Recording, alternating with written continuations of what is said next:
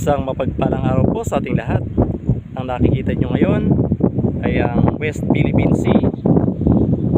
Nakuha po dito sa Cabra Island, Lubang Occidental, Mindoro.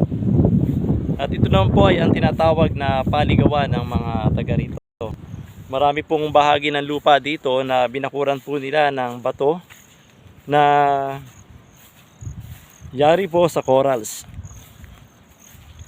Kaya itong makikita nyo po sa mga daanan na to ay may mga nakaumbok na bato. At yan po ay sobrang titigas at may kabigatan. Na dahil po sa kasipagan at pagtsatsaga ng mga taga rito ay nagawa po nila na hakutin upang gawing pader na magsisilbing hangganan, na magsisilbing bakod sa kanilang mga lupain. Kagaya po nito.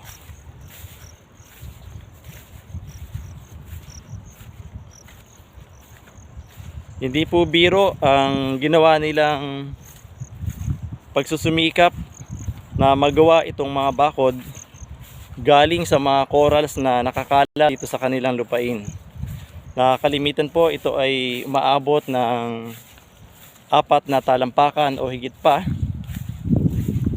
upang kung lalagyan man nila ng hayop kagaya ng baka ay hindi ito makakatalon sa kabila.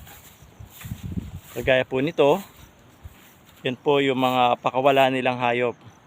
Tinatawag pong paligawan kasi malamang dito sila nagliligawan.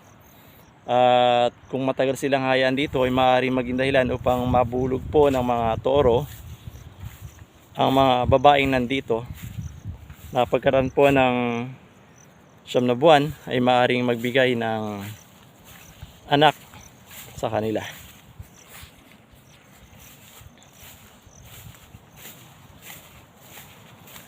Ito pa po yung ibang parte. Makita po natin sa kabila ng bakod ay napakarami pong baka.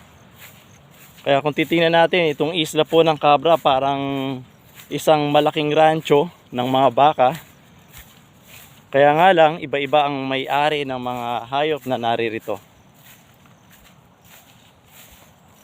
Maluluwang po itong tinatawag nila na paligawan. Umaabot po ng nasa 1 hektarya pataas ang bawat isang kulong. Kagaya po nito, sa kabilang bakod ay nasa 8 po mahigit. Umabot po ng 10 yung baka na kanilang pinapawalan. At dito naman po sa mga bato na to, ito po yung kanilang itsura.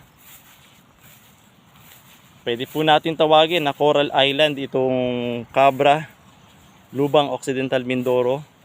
Dahil ang mga bato po dito ay literal na corals. At ito po yung kanilang ginagawang bakod. Pinagpapatong-patong nila para makabuo po sila ng pader, upang ang kanilang mga alagang hayop ay hindi makaalpas. May mga pahila po itong tali, pero maiksi lang po. Ito po yung mga tinatawag na pabiling na umaabot ng mga 3 hanggang 4 na di pa lamang. Tinaya pong nakakawala itong mga baka rito, na hila-hila po yung kanilang maiksing tali. Kung sumikat po ang Banawe Rice Terraces dahil sa pagkakaroon nga po nila ng mga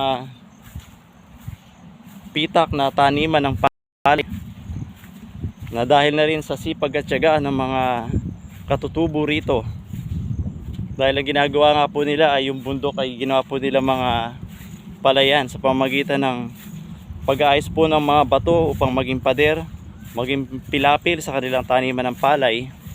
Dito naman po sa Cabra Island ay makita din po natin kung paano nagtiyaga ang mga may-ari ng lupa rito para magawa po nila na itong mga corals na nakakalat sa kanilang mga lupain ay mapagsama-sama, mahakot, pagpatong-patungin at gawing pader, upang magkaroon po sila ng paligawan o paalpasan ng hayop na kagaya po nito. At ito po ay kalimitan na ginagawa nila sa panahon ng tag-ulan. Dahil nagtatanim po ng palay at ng mani ang mga ibang taga rito. At para hindi po makasira ng tanim itong mga baka, kailangan po silang kulungin sa pawalaan o paligawan na kagaya po nito.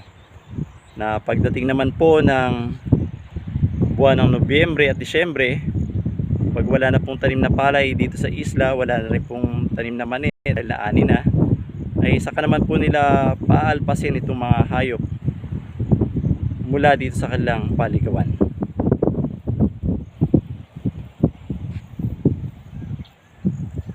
Nawa ay nakapagbahagi po ako sa inyo ng tungkol sa Cabra Island, Lubang, Occidental Mindoro.